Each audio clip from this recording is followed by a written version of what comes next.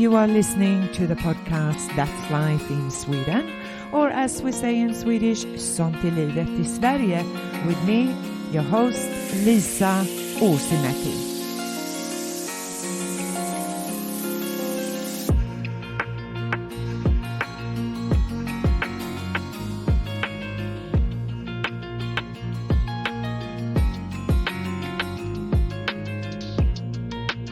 I have on the mobile from Helsinki, Finland, Olli Vallo. He is an educator and the CEO, co-founder together with another colleague, a Finnish teacher of Education Alliance Finland. Olli is particularly passionate about technology and firmly believes that technology has the potential of engaging and activating students in their learning. Hello, Olli, and welcome. How are you this morning? Hi, Lisa. I'm good. Had a good night's sleep, and I'm feeling well. Good. I'm so happy to hear. You know, you have a very interesting background, and you are a teacher. And what made you become a teacher? Okay. Well, I'm a bit of a drifter. I think by nature. So how I became a teacher was that I kind of half accidentally ended up working as an assistant in a school after I graduated from high school. This could be a bit of a long story, but I was supposed to go to army in July after I graduated from high school, but I couldn't go because they didn't have enough places for people to enter in July group, so they put me in January's group, and then I suddenly out of as a surprise I had few months in the fall that I didn't know what I'm going to do. I didn't have a job. I didn't have a place to study. So I thought that it might be easy to get a job from a school. And I called to one of the school principals that I knew a bit, and he said that yeah, you can come to work in the school, and then I got introduced how it is to work as a teacher. I liked it, so I thought that maybe I tried to get a place to study to become a teacher, the university. It wasn't really like I had always wanted to be a teacher or something like I would have been super passionate about, but it was kind of a partly like an easy choice and partly like a choice that I thought that this will take me somewhere. Let's see, and that's how I started studying, and I eventually started working as a teacher. Right. And then you went to university. You decided to do a PhD. Yeah, I didn't really like studying that much during my when doing the master's degree. At the end of my studies, I got more interested. I think one of the drivers that got me more engaged was the scientific writing. So in Finland, when you study to become a teacher, you do the master's program. Like from the day one, you know that you're going to study about 5 years, and you're going to do bachelor's thesis or bachelor's degree, and then master's degree right after. And when I was writing bachelor's thesis, I did it about learning music and how to learn music in a more meaningful ways in school context. And then I got interested. I was quite excited about the topic, and probably because of that, I wanted to do good work with the bachelor's thesis, and then I got pretty interested in scientific writing, and then I sort of found better meaning for myself from the studies, and then when I continued writing master's thesis, I kind of liked I'm not sure if this is completely true, but I started saying to people that this is probably the most interesting part of my studies when I'm writing the master's thesis, and I had done about 300 study credits but at that point. And yeah, then how I ended up, that was one of the reasons why I wanted to continue writing PhD theses. But at the same time, to be honest, I started working as a teacher first when I graduated. I was working about 2 years, and I also felt that I needed a getaway from being a teacher, and that PhD project provided me one. Not saying that I wasn't interested in the topic that I was doing the PhDs per se, and I truly enjoyed the process of collecting the data and all that, and the topic was learning music once again. This time with the help of computers, composing songs and learning music that way. So I was really excited about the topic as well. But it was also a getaway from being a teacher. You're interested in music, you're composing music. How does that relate to writing an essay or a thesis? Yeah, well, the connection is that I specialized in music, teaching music as well. So I did my minor in music or music education. I wasn't really happy with the ways how at the university we were taught to teach music to elementary school students. I felt that the approach was incredibly conservative. And I was really miserable. I had looked forward to this part of my studies a lot. It was super conservative, and I felt really miserable. And I felt that I really suck in music. That was every time I went to these classes, I got that feeling. Oh. And then the image that I had in mind and how I had envisioned how I would be teaching music would be something joyful, something creative, something where like I imagined that in my music lessons, students would get to use their imagination and be creative and work together and play real instruments, play those songs that they like and make their own songs, and having that kind of activities, because that was my own musical background. I didn't receive any formal music teaching or music lessons. I didn't go to music school when I was younger. I learned by myself. So it was only out of joy and having fun. Every time I picked up an instrument, I did it because I wanted to have some fun. And then when I started to become like a elementary school music teacher, I thought that this is not about having fun at all. And that way I got interested how to teach music in more creative ways, or ways that would spark more creativity in my students. So what are your instruments? What do you play? Well, I I started my music as a hobby when I was 11 years old, and our household got the first computer, like a real. We used to have Commodore 64, but after that my dad bought us this kind of like a real PC. And my brother got this music making software to work on that PC, and I started making songs. So I was doing or creating drum tracks, and I was creating bass tracks, and I was creating actual songs without having any knowledge how to play any instruments. And then when I was in teenage, my father had noticed that this guy, Olli, is spending a lot of time composing songs on a computer. So he bought me a guitar as a surprise Christmas gift. I had not ever requested to get any instrument, or I didn't really have any interest towards instruments. I was happy doing songs with the computer. But I got the guitar, and I learned to play it quite fluently so that I was able to sing and play chords in about maybe 1 or 2 weeks. Okay. So that I learned really fast, and I think why I learned really fast was that I already had all that musical understanding in me, because I had been making those songs with a computer. So I learned to play guitar, then I really fast learned to play. I don't play any instrument well at all. I'm ashamed if somebody asked me to play like drums or piano or something like this.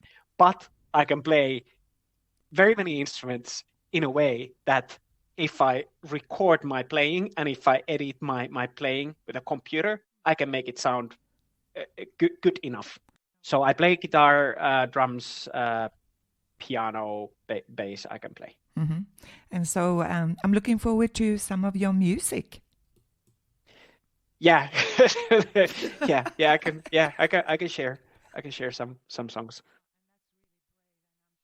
You know, you're interested in computers and composing music. That then also led you to your interest in digitalization overall, because you're also the co-founder of Education Alliance Finland. Can you give us a little bit of what's that all about? Yeah. So my journey, how we started Education Alliance Finland was that through my PhD project, before finalizing the PhDs, I got to work. I was hired to work in a company developing music learning platform, and through that I sort of got introduced to educational technology. And when we were creating that music learning platform, we realized that it provided a new way for learning music, and it was kind of like a new kind of tool that schools were not so used to be using in classroom. And oftentimes when I was presenting or showing the tool to a teacher in a education fairs, for example, they were asking me that, okay, this looks like a nice tool, but how do you prove that this actually helps my students to learn anything? It looks like a fun activity, but how do you prove that it actually, the learning value is there? And I didn't, even though I was writing PhD thesis about using that tool in classroom, I wasn't able to do that sort of kind of like a clinical empirical study with certain conditions that I would be able to show empirical proof that, like with pre-test post-test kind of thing, that this is what they learned through the use of our tool. I thought that it was impossible to set that kind of research up, because there are so many variables that affected not only our tool, but also how teachers were using it, what was the state of mind of the students, how the Wi-Fi was working, and 100 other things. So how would I replicate all that? So we were facing this problem with our company, and we noticed that me and my colleague in that company, she was also a teacher, we noticed that pretty much all the EdTech companies are facing the same problem. How do they prove that their tool is good? How do they prove that their tool actually has true impact? And we started thinking that there's a plethora of research, educational research, explaining that what are the elements that form a positive and effective learning experience. So there's a lot of learning theories that could be applied in the design of an EdTech solution. And if those learning theories and pedagogical principles are applied in the design of the EdTech solution, in the learning experience that the use of the EdTech solution provides, then we could draw the conclusion that this tool is effective without having to test it, or without having to sort of build that 2-year research where we do clinical study of the efficacy of that tool. So we wanted to come up with that kind of service, and that way we started Education Alliance Finland. Now that's a fantastic way of developing an idea and to make it work. And the fact that you relied on research, and like you said, you applied the particular theories, and you took it was actually taking advantage of the research that was out there, rather than you trying to figure it out, what do people want, or what is needed in schools. Is that correct? Yeah, definitely. That's we for example, in every country, for every school, there's a school curriculum that they need to follow. And for example, in Finland, the school curriculum is describing that what kind of learning experiences Finnish students should have in the school. So then you could take that curriculum and you can take that edtech tool and you can look at the edtech tool and analyze, is the use of this tool leading to provide this type of learning experiences in the school that the curriculum requires. And that way, if it does that, then you could say that this could be a valid tool for Finnish students. If it doesn't do that, then you could say that no, this is not the valid tool for students. So can you just what is this called? What is this tool called? Yeah. So when we do these analyses of edtech tools and edtech products, the products that we analyze can be anything. We don't evaluate or assess admin tools. We assess those tools that affect on the pedagogy that is being practiced in the tool. It can be a learning application that provides, like a learning game, for example, right, that provides learning activities for students and provides feedback and guides the learning experience. And that sort of tools are quite easy to assess. Or it can be a platform or a tool that doesn't include any content, but it's up to the educator or the teacher or the student to create content with the tool. And this kind of tools can be used in any subject, because the content depends on what the teacher wants to create with the tool. Those are a little bit more challenging to evaluate, but then again, nowadays the methodology that we use when evaluating these tools, it has evolved and developed further so that it suits well for evaluating this type of tools as well.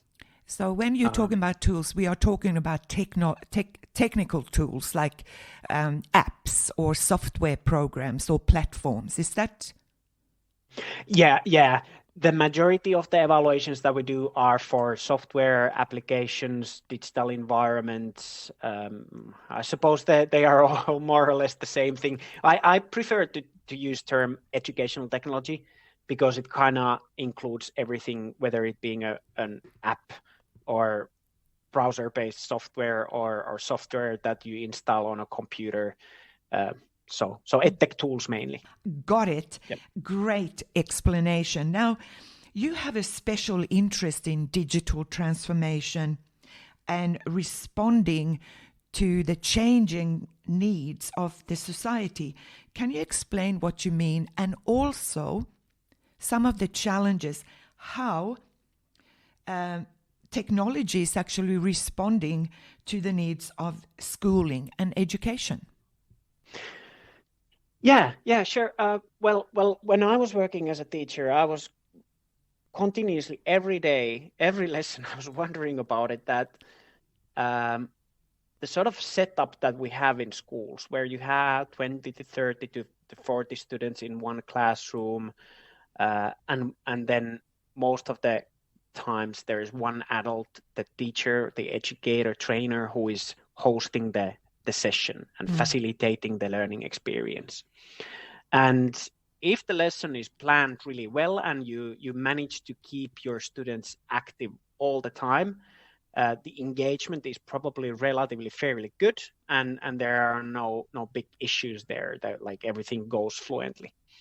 But when I was teaching, I realized it early on that if I spend all the time that I'm awake and not teaching, if I spend that planning my lessons for the next day or for the next week, I can't come up with that good activities and content and ideas for teaching all the time that I could keep my students that engaged. So and that was really and that led into a situation that even though I spent like a fairly big amount of time planning my lessons, still it happened all the time. Every day there was some hassle, something like bullying or some bad behavior or like every day something happened. And I was thinking that how on earth can I switch this setup to function in a way that I wouldn't have to deal with this kind of bad behavior every day, because it made me really, really frustrated. It didn't feel good to sort of be a little bit angry all the time just to avoid the situation that somebody does something bad. And I didn't have an answer when I was teaching, and then I got my getaway from being a teacher. And then when we were developing that music learning platform, I started hosting lessons. I was demonstrating. I was doing lots of these demo lessons with our tool in different schools. I probably visited more than 100 different classrooms or 100 different schools in Finland, hosting lessons with it. And naturally, the lessons that I was hosting, those were planned really well, because I was hosting over and over again the few same lessons. But still, those lessons were amazing. It was pure joy to, as a teacher, as a host as hosting those lessons. When I went to a new school, regardless of how bad the students were behaving when they entered the classroom, I was 100% sure that everything's gonna go well during this lesson. And I think the reason why I knew that, and why every time everything went really well, was that it was so interesting. The activities that my students were doing during those lessons were so interesting that it kept them 100% engaged from the first minute until the end of the lesson, and even after that. And the reason why I saw that they were so engaged, and I didn't really have to plan that much, because the technological platform that we were using in this case, learning music, was providing them optimal challenges all the time. So when they were composing songs, they got to use their creativity. They were instructed effectively how to use it, how to make the songs. They were giving meaningful tasks, what they are supposed to do, and those tasks were, their challenge level was optimal in a way that it was always up to the student. Like, if you were a musical genius, you were able to make better songs than maybe others. But if this was the first time for you doing some sort of musical activities, the bar was lower for you. And technology can really do that, because everyone had their own computer, everyone were doing their own piece, and they were also collaborating. It kind of, I'm not sure if this is really true, but what I think I saw happening was that, because my students were really naturally using the software really well, and they sort of, I think I saw sort of a raise in their self-confidence, that they were experts in using the software, because apparently they were using a lot of technology in their spare time as well. And when they were so good in finding and understanding different features of the software, they started helping each other. So it seemed to me that when we were using technology in the classroom and doing the activities with computers, if somebody had any problems, they rather asked their friend than asked from me. And that improved the spirit in the classroom. And there I saw that, okay, this is the kind of teaching I would like to do as a teacher. But I thought that largely why it worked so well was because we were using technology, and the tool that we were using was working really well. And it was also, and it was, sorry to interrupt, but it was also because you trusted the students. And I like the idea when you say that I hosted the sessions. We normally say, well, I taught the sessions. I'm a teacher, so I teach.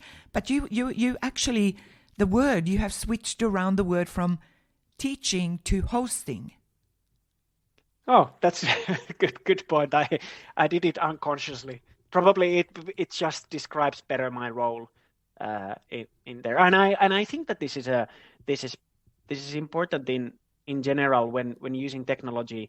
It very easily happens if everything works well and the application that you're using in the classroom works well. It easily happens that your role as a teacher switches or changes from being the one who leads it to be the host or the facilitator of the learning experience. So you're there, but your role is not as centric as it would be if you would be doing like more conservative learning activities with books and something that doesn't provide you immediate feedback. Yeah.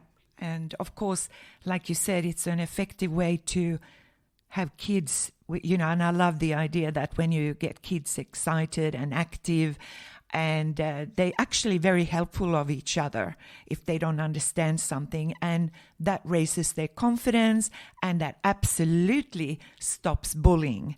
And it's fabulous. What a brilliant concept, and I absolutely like the idea of hosting. Tell me, what do you think is the problem today? Do we have teachers who lack knowledge in digital skills or digital literacy, or why do we have I don't know in Finland, but there is still a kind of sense among many teachers they're kind of scared of technology? Yeah, I think it's every time when you start using a new application, we all know it's a bit of a struggle.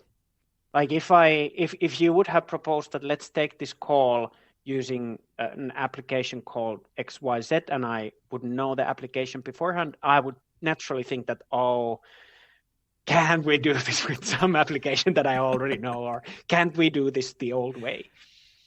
Even though it might appear that this new application was fairly easy to use, and it took about 2 minutes for me to learn how to make the call with that. But I think that this is a natural thing, and many times when you start using a new application, it's not that easy. And even though if as like I'm an office worker nowadays, if somebody tells me that, hey, use a new application for accounting or a new application for sending out invoices, it would probably take me 1 year to get used to that idea that I need to switch to start using this new application and think about it. Like I'm still doing all the stuff that I do with computers. I do alone. I don't have to do it in a way that, okay, I start using this application, and I also need to make sure that 25 of my students are also fluent in using this right away from the get-go. Because if they are not fluent from the get-go, or if I'm not fluent in using this new application from the get-go as an educator, it leads to a tiny disaster potentially. People get frustrated. No, this is not working. I don't know how to log in. Teacher, can you help me? This is something that I don't want to face during my lesson. And this is still the situation that how the new technology in the classroom, how like this is the everyday reality. So I think it goes without saying that when you are expected to start switching away from offline learning into online learning and making sure that your students are fluently using different types of devices and using different types of learning materials and learning environments on those digital devices, it's a huge struggle, and it doesn't happen overnight. It doesn't even happen in one class. It doesn't even happen in 1 year, or even probably not in 3-4 years. It takes a lot of time, and you need to introduce new tools and new ways for working, with step by step. Yes. Do you think there is you've heard this idea, I'm sure, of digital stress? I mean, we have gone, we're still going through a pandemic, and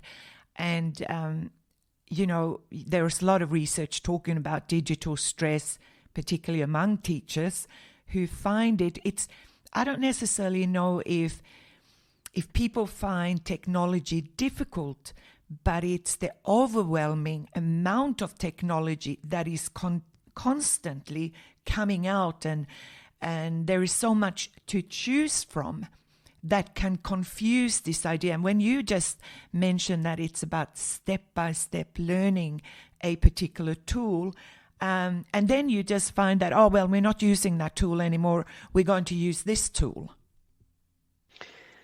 Yeah, and this is something that that schools, my understanding is that they're struggling with this a lot. That you get introduced to a new tool, you need a separate credentials for each of your students to use that tool. You use it a few times or you use it for one semester, and then somebody says that, hey, by the way, we're not using that tool anymore. We should start using another tool. Yep. And as a teacher, for sure, you get frustrated. So it is it's not that systematic.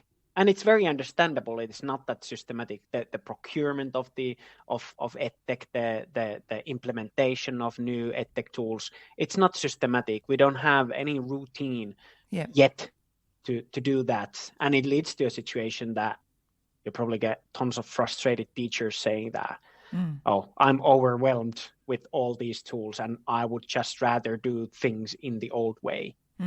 But still, how to convince them that, yeah, you can do things in the old way, but it's probably a bit of a disadvantage for your students then, because they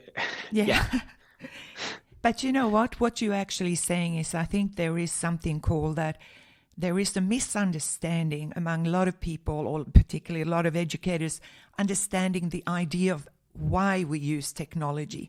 So if we turn it around and we talk about that we're using technical tools to support us and our students in their learning, exactly what you've been talking about with the music, you know, the hostings that you've done, using technology, engaging students, they activated in learning.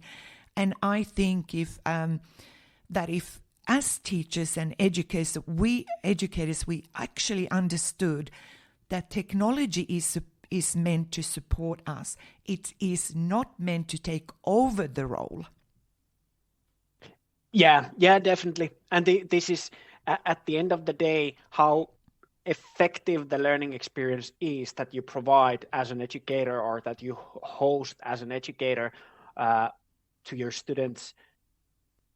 It doesn't depend only on the tool itself. It's a combination of the tool, of the preferences of the educator, of the preferences of the students, the skills levels, the personal interests and the moment and the infrastructure. And so it's only one particle in this big picture, and it's good to remember that as well, that it's only a tool, and you and it depends, like it's good also to provide autonomy for the teacher and the students to choose which tool they want to use.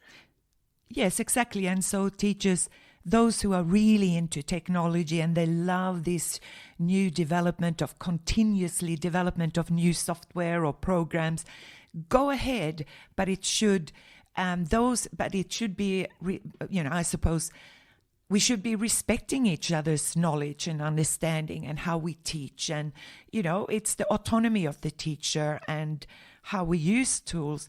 But at the same time, we should not fear them. And I think that is what, that I've certainly seen examples of where teachers actually are afraid because there's so much to use.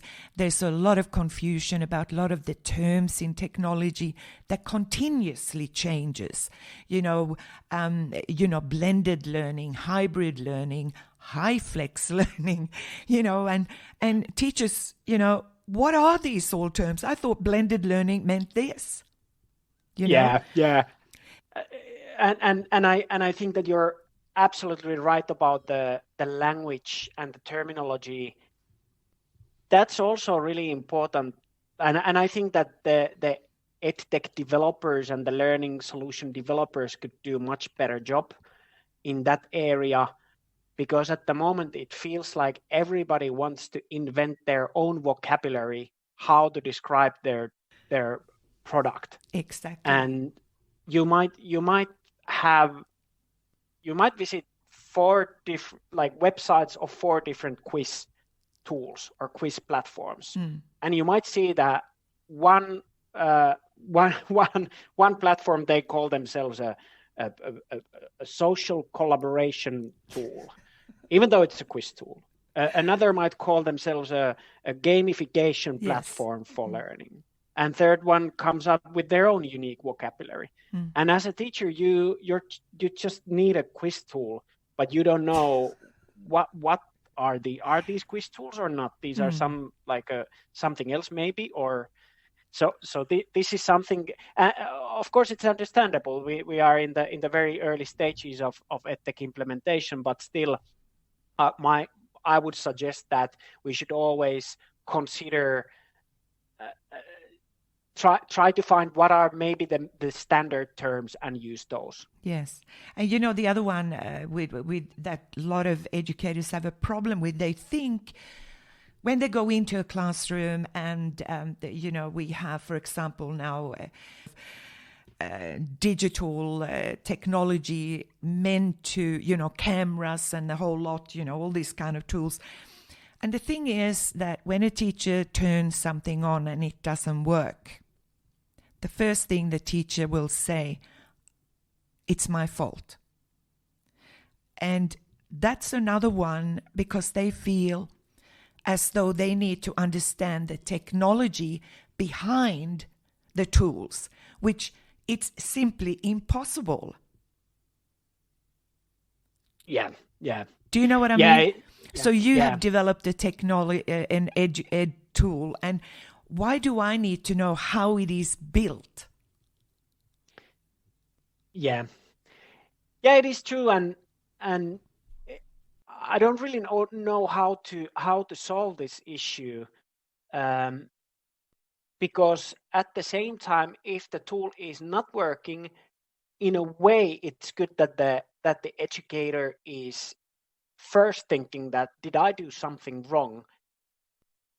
But then again, it's probably not the teacher's fault, and you should have a, I don't know if it's ever possible, but of course, in an ideal world, all of these edtech tools and the tools that are being used in schools, those would work fluently and there would not be any issues at all.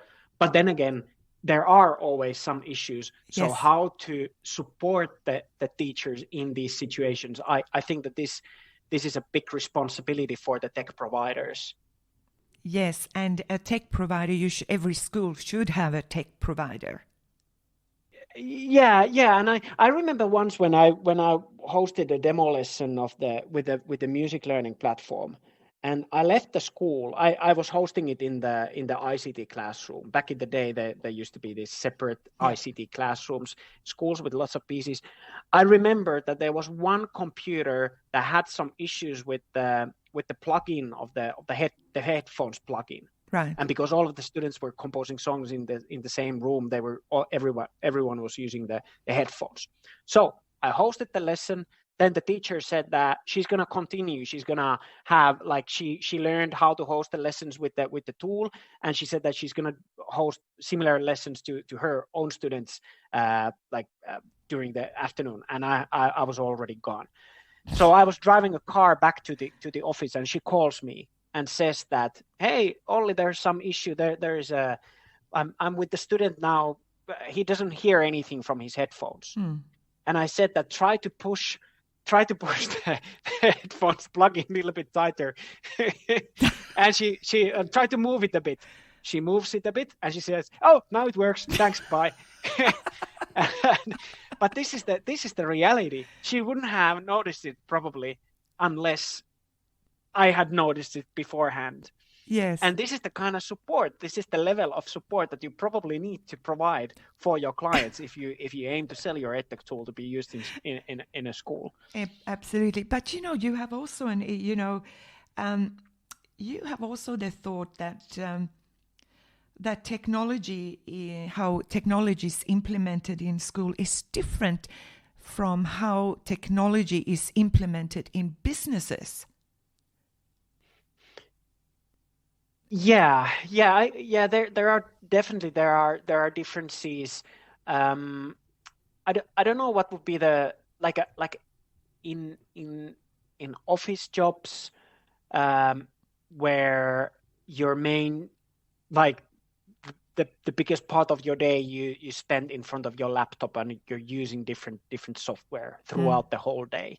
So providing a new software in that situation is probably a bit easier than for if you provide a new software in schools or in hospitals, for example, where you're in like the maybe the situation in hospitals and schools are somewhat the same, that you don't necessarily spend that much time in front of a laptop doing some like repetitive task using certain software, but you rather use the software more as a tool every now and then in order to get something done.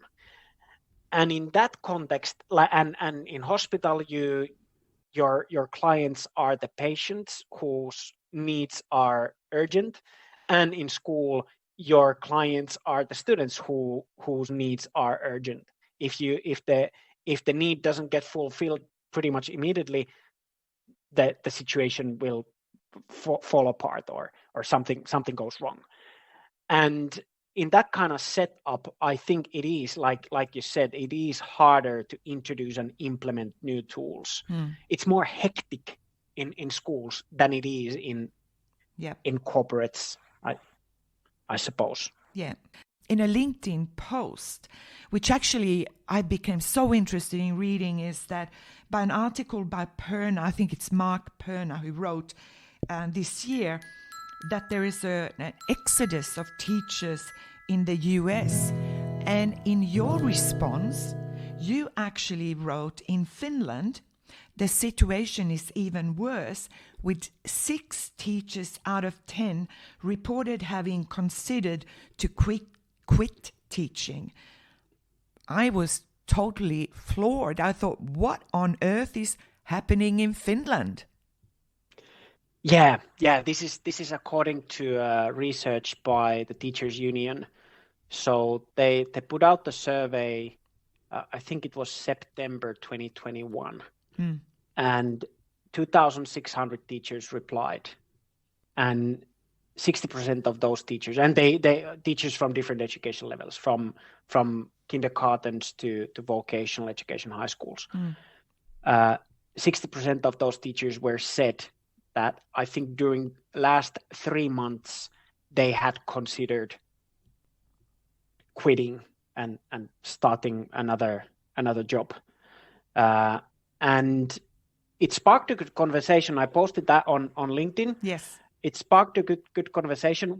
One important point about that research that I didn't mention in the post was that they had done the same survey.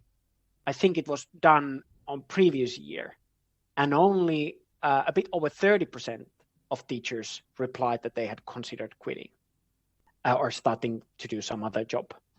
And so the increase was maybe the most worrying news, or very important part of the news, and important part of the findings of the research. It sparked a good conversation. One colleague of mine, he had a good point that it should be looked in the context of how do people in other jobs reply to the same question. And he said that he thought that he had saw a similar type of news, that it was asked from people in general doing plenty of different jobs during the pandemic. It was asked that, have you considered changing job? And I think he said that about 50% had replied that yes, I have been considering changing job. So compared to that, it's not as critical as it might seem if we think about it. I'm so glad you explained that, because I thought teachers who become teachers in Finland, I mean, it is, it takes a long time to become a teacher. There's a lot of requirements. The quality of teachers and teaching in Finland is at a level. And so the explanation you've given, wow, I'm so glad I asked you that question. Yeah, it's something that we need to focus on and think further and pay attention to, like how motivated our teachers are. I think because at the end of the day, like I'm a parent as well, and I'm thinking that when our child goes to school, the most important thing for me as a parent is to know that the teacher of my child is motivated, that the teacher of my child is happily doing his or her work, and because at the end of the day, that the teacher is among probably top 3 people influencing the life of a child, along with parents, and if the teacher is unmotivated, if the teacher is not happy doing his or her work, it for sure it shows in the ways how it shows in the classroom spirit. So definitely, I think that this is really, really crucial thing, how to keep our teachers motivated and happy. And I think that there are several things that need to be done. But the way how my experience using technology in classrooms is that this could be one way to improve the atmosphere in classrooms for teachers, for students firstly, and consequently for teachers as well.